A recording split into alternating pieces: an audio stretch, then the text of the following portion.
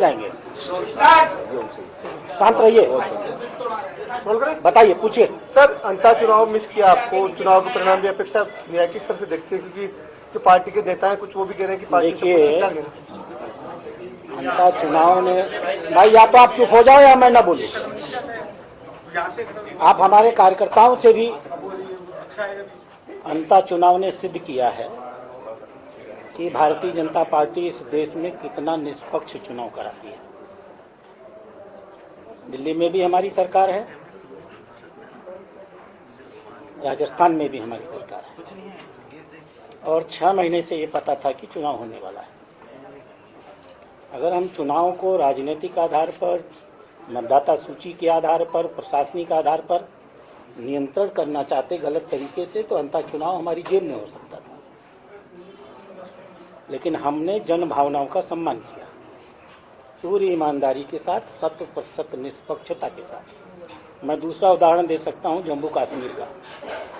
श्रीनगर की अधिकांश सीटें हमारे हैं, लेकिन 70% चुनाव हुआ है, अंत में 81% मतदान हुआ है। तो जो लोग भारतीय जनता पार्टी पर वोट चोरी का आरोप लगाते हैं, अंतर चुनाव उनके गाल पर एक बहुत बड़ा और झन्नाटेदार तमाचा है। यह भारतीय जनता पार्टी के सिद्धांतों की जीत है कि हम लोकतंत्र में विश्वास करते हैं और जैसा जनता कहेगी उसको हम सिरोधार्य करेंगे। अगला सवाल। सर, पूर्व सीएम अशोक गहलोत का एक बयान सामने आया। उन्होंने कहा कि प्रधानमंत्री नरेंद्र मोदी जुमलेबाजी करते हैं और हम उन जुमलेबाजी को सुनते आ रहे हैं। बीजेपी में फूट की राजनीति, क्या कहेंगे? अब अशोक गहलोत जी धीमे धीमे मुझे लगता है कि टाइम बाहर हो रहे हैं। अन्यथा जुमलेबाजी हम लोग अगर करते होते तो जिस बुरी तरह से हम बिहार जीते हैं, महाराष्ट्र जीते हैं, हरियाणा जीते हैं, दिल्ली जीते हैं, ये पिछले 1 साल के चुनाव हैं। ये क्यों जीते हैं?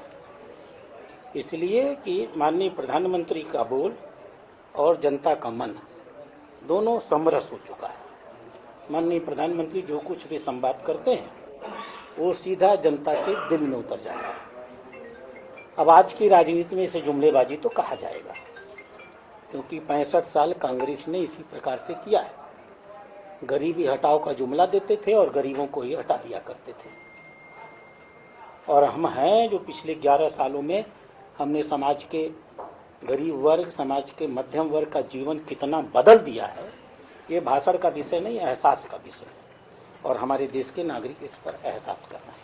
उन्होंने कहा कि जो इलेक्शन कमीशन उसको हाईजेक कर लिया गया, जिस तरीके से बिहार के चुनाव के समय पर पैसे डाले गए खातों में, उसको नहीं रोका गया। एक्चुअली जो लोग चुनाव जनता के बीच में, तो बहुत बदमाश है शुरू से ही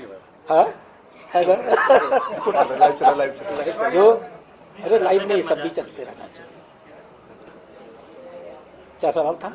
अशोक गहलोत कह रहे कि इलेक्शन कमीशन को हाईजेक कर लिया गया, जिस तरह से महिलाओं के खातों में पैसे डाले गए। देखिए, चूंकि वो 65 साल तक इलेक्शन कमीशन को हाईजैक करते रहे हैं, इसलिए उन्हें लगा है कि शासन ऐसा ही करता है।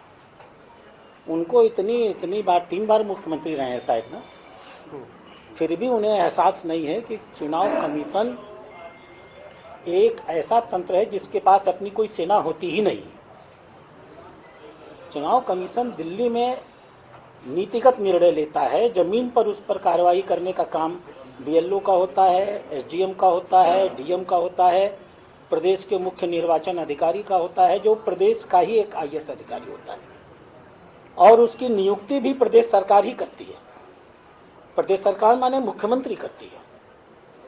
अगर चुनाव आयोग एसआईआर करा रहा है तो ऐसा नहीं है कि चुनाव आयोग ने पूरे देश में अपने दिल्ली के तंत्र से ढेर सारे अधिकारियों को भेज दिया है। चुनाव आयोग एसआईआर उस प्रदेश के प्रशासनिक तंत्र के माध्यम से कराता है जो उस प्रदेश के मुख्यमंत्री के नियंत्रण में रहता है। इसलिए ये कहना कि चुनाव आयोग तानाशाही कर रहा है, उसके पास तंत्र ही नहीं, दांत ही नहीं है उसके पास। जिस व्यक्ति के पास दांत ही नहीं, वो चबाएगा क्या?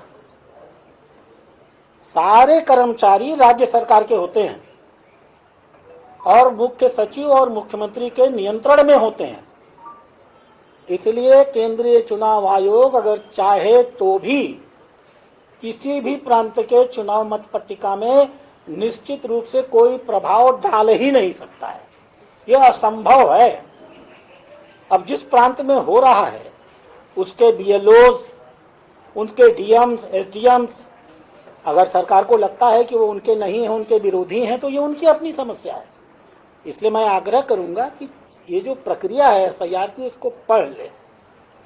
इतनी पारदर्शी प्रक्रिया है और कहीं भी केंद्रीय चुनाव आयोग के हस्तक्षेप का विषय नहीं है। मतदाता सूची कौन फाइनल करता है बूथ पर? बीएलओ।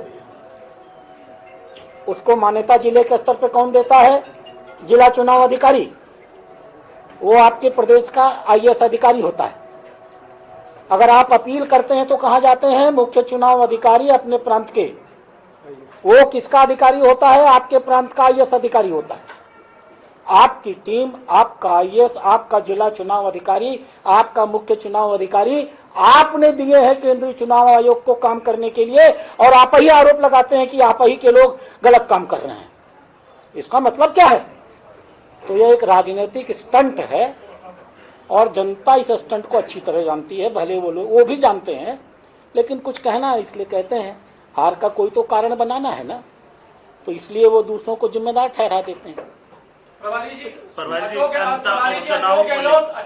एक एक कर कि प्रधानमंत्री नरेंद्र मोदी कांग्रेस में जो फूट का सपना देख रहे हैं वो कभी सच नहीं होगा, जबकि फूट तो भाजपा और आरएसएस में है, इसलिए राष्ट्रीय अध्यक्ष अब तक नहीं घोषित हो पाया। अब देखिए कहां थी कांग्रेस और कहां पहुंच गई। बिना फूट के तो पहुंची नहीं। और अभी तो उनके जो 6 विधायक किसी तरह से बिहार में जीत के आ गए हैं।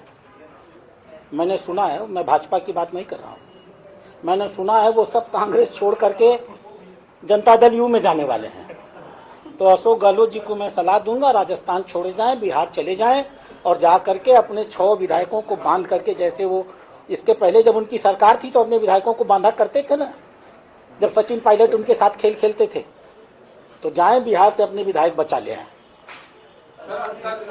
सर, कांग्रेस ने आरोप लगाया है कि अंतः उपचुनाव में 2 मुख्यमंत्री लगे, पूर्व मुख्यमंत्री भी लगी हुई थी और वर्तमान भी, लेकिन उसके बावजूद चुनाव हार रहे हैं। तो ये 2028 का जो कह सकते हैं, इसको आरोप कहते हैं। नहीं, उन्होंने सरकार ये बताता है कि हमारे संगठन में कितनी एकता है। यह बताता है कि हमारे सारे राजनेता एक मत होकर के पूरी ताकत से भाजपा के विचारों और सिद्धांतों के अनुरूप काम कर रहे हैं। अगर आप बनना चाहते हैं पॉलिटिशियन, लेकिन पब्लिक स्पीकिंग और अपने विचारों को व्यक्त करना चुनौती लगता है, या कैमरे और पब्लिक के सामने किसी तरह से बोल पाए इसमें मुश्किल होती है, तो मिशी मीडिया सॉल्यूशंस लेकर आया है पॉलिटिकल कंसल्टेंसी कैंपेन, जिसमें वरिष्ठ जर्नलिस्ट और पॉलिटिकल एनालिस्ट की एक्सपीरियंस्ड टीम आपको मदद करेगी, जिससे आपकी आवाज और भी बुलंद हो जाएगी।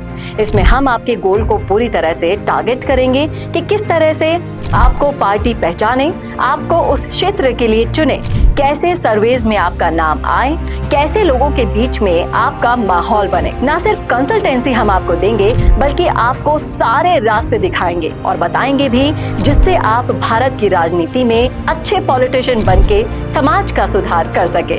तो अभी कॉन्टैक्ट कीजिए स्क्रीन पर दिए गए नंबर पर।